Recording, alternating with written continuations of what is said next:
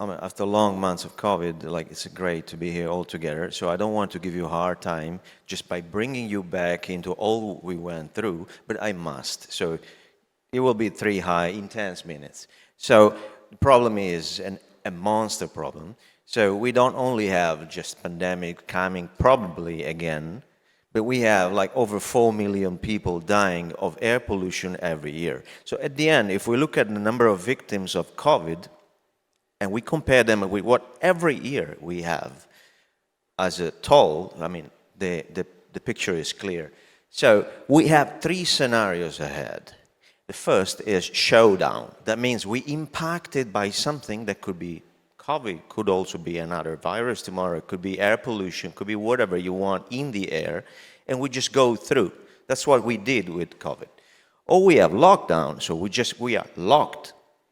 We're going to just have online meeting for the rest of whatever, who knows how long, or we have a third option. And today, actually, for the first time, I'm talking about this with an audience that is not a restricted audience. What is Bionic Breathware? So air is our business. It's made of 4 parts: gases, microbiomes, that could be viruses, aerosols, and dry particles.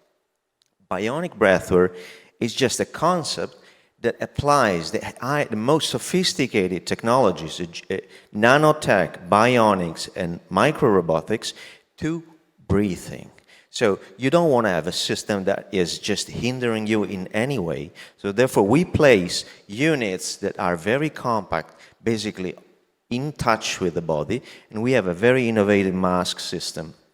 So the union of these strings, these 3 elements, it's a 3-stage, 3-element system that has been prototyped and is shown here. So the core element of it is, okay, how do I kill viruses? So there is a technique, so based on UVC light exposure, that can kill almost any virus, provided you're giving each virus particle the right dose of UVC light. So by aerosol science, we actually have engineered this into a system that has been prototyped in our laboratory in Warsaw and is actually ready to be turned into a product. We have to go through certifications. This technology is not a medical technology. It's not a medical device. It's a personal protective equipment, so PPE. We are raising now funds to go to product and scale up. The market is enormous. I don't even have to just provide you any figure. You understand who needs this. We all need this. So we have actually 3 stages. The first viability test needs to be on the first people who really need it. Strategic response, institution, public officers, business travelers, and then everyone at the end. Thank you so much. Let's move on straight to the questions. Are there any? You've got your microphones in front of you. Who'd like to start? Cool. Nicholas. So thank you for your pitch.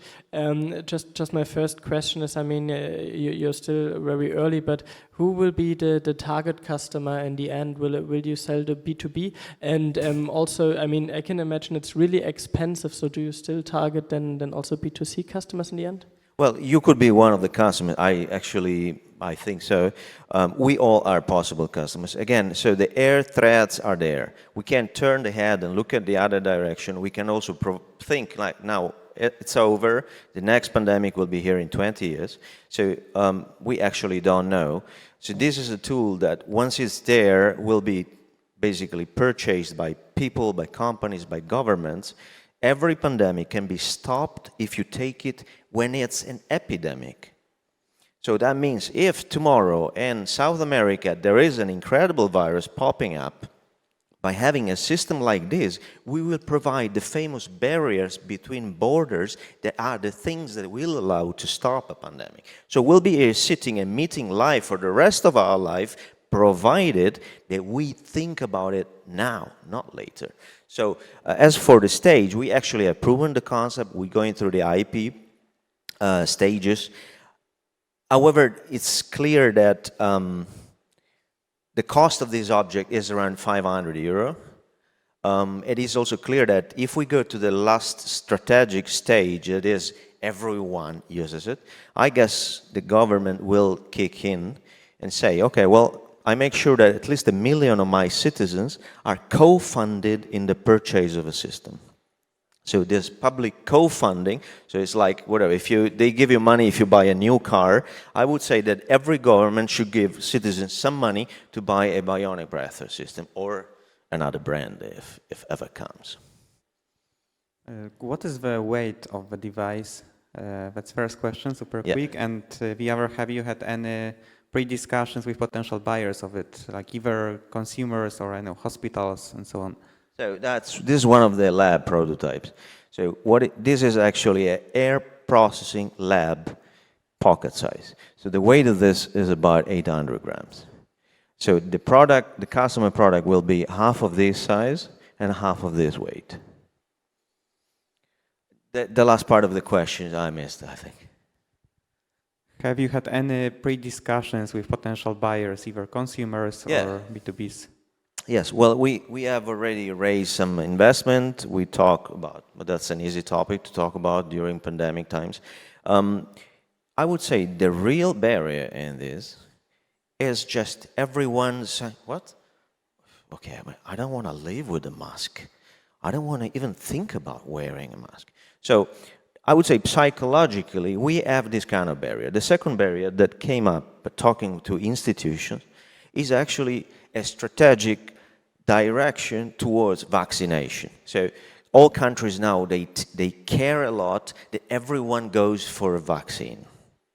They do not want on the way any other possible alternative that could open the people's mind to say, so actually the best thing would not be waiting 2 years that you get a vaccination if something happens. No, the best way is to prevent it, is to go around 2 weeks maybe with that mask to prevent that anything else can happen.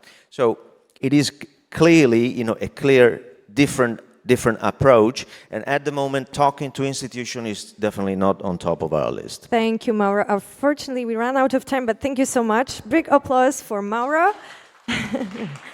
Thank you. Thank you for joining us.